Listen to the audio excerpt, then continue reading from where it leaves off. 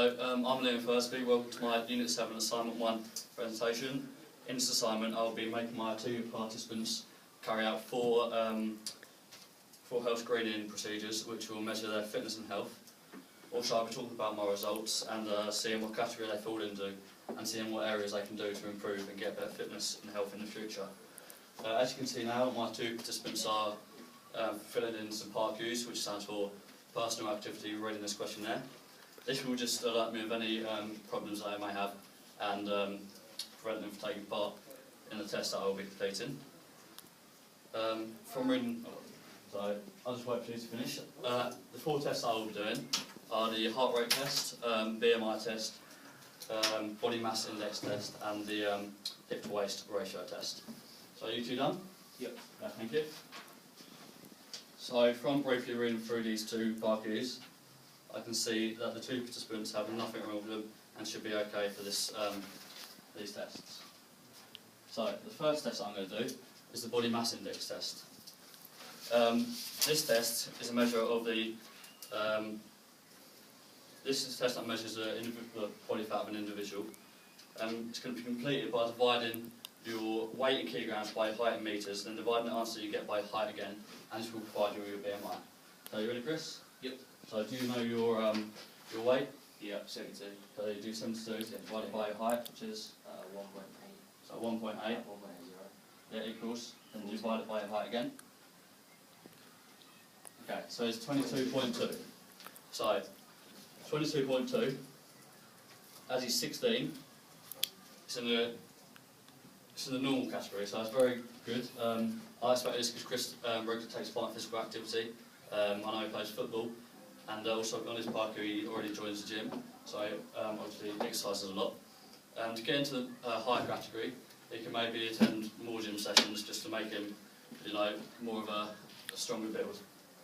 Are you ready now, Tyler? Yeah. So what is your 64? So you're 64 divided by your height, which is yep. Equals. So his is 26.6. It's actually a little bit overweight, but from there, because he's in the overweight category, the disadvantage of this test would be because it's only based on calculations. He's very short but very muscly. Therefore, if it was actually based on the other way you can do this test, which is by doing your pulse, it would be a more accurate test. To improve this, you could obviously attend more gym sessions. The advantage is test that it's quick and easy to complete, and there's not much equipment that is needed. Disadvantage is that it's only based on calculations, therefore, if you're short and stocky, the result may be inaccurate. If you have a high BMI, like Tyler, you may be at risk from serious health problems such as type 2 diabetes. However, if you are of a low BMI, you may be underweight, and your diet is contained a range of different foods. So that is that test. The next test that I'll be doing is the heart rate test and the blood pressure test. So this is completed by using this piece of equipment, placing it on the left arm of the individual. Placed on the left arm, it's closer to the heart, and the blood flow is quicker to this. Yep, we'll go Chris first. So you put it on your left arm like that. Make sure it's up high. Sorry. Is that tight enough? Yeah, that's right. So you press the button twice on the machine. And it will calculate. Advantages of this test, it's very accurate and also very simple to do. The top number that will be on the thing is a systolic, and it's normally the higher numbers too. And the second number is the diastolic, which is the lower. The systolic measures the pressure between the arteries when the heart beats, and the bottom number, the lower number, is the blood pressure in between heartbeats. So Chris's systolic is 127, his diastolic is 67. On this, I can see that he has an ideal blood pressure, which is good. To improve this, he can maybe have a healthier diet or take part in more regular exercise. Also, I can see that his pulse is 78. So this is how much times his heart beats per minute, and that is 78. Which is also a good, which is a healthy blood pulse to be at. I will now be doing this to my other participant, so I'll pass it over to Tyler.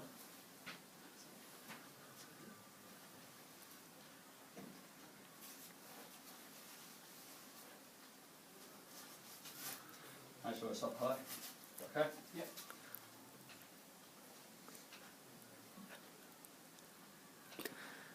So we'll let that calculate again.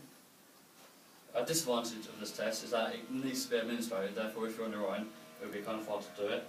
And also, if you do this test wrong, if you put the equipment on wrong, the results will be inaccurate and incorrect, and you'll be following incorrect scores. So we'll wait for this to load up again.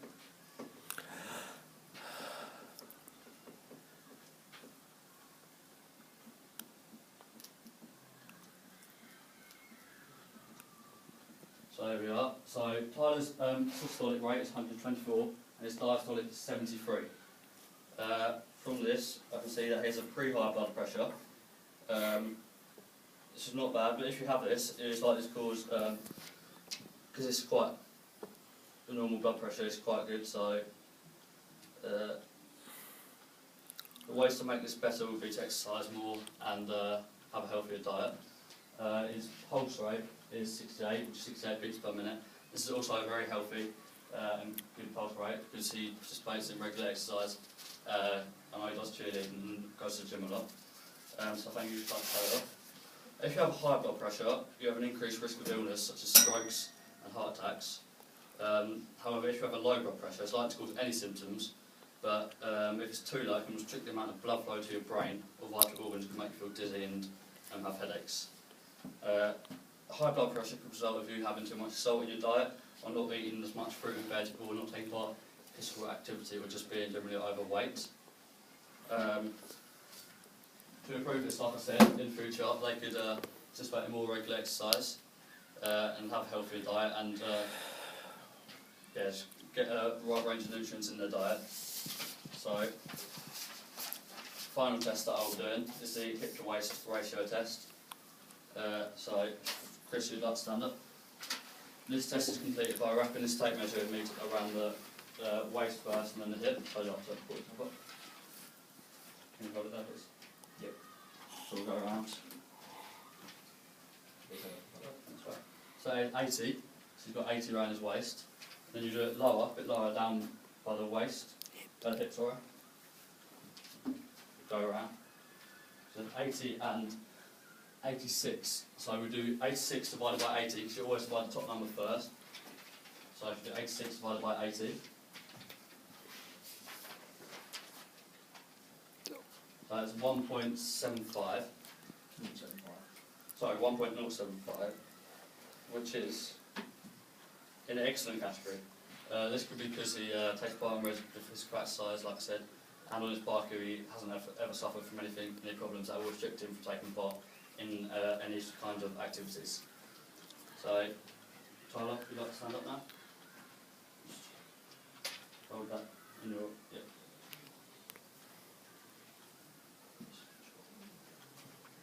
So Tyler's is 80 as well, so we'll do his waist as well. Yeah. Oh, okay. And that equals 83. So if you do 83 divided by 80,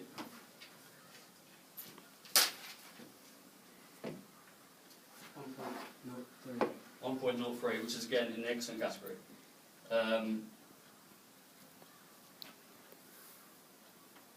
As I said, this test measures the circumference of the waist and the hips and is completed by wrapping the tape measure. And these two results are excellent as they participate in the regular exercise. Advantages of this test is there's not much equipment required, and the tape measure is fairly cheap and can be brought anywhere. Disadvantages are that you need an administrator to complete the test, therefore you can't do it on your own.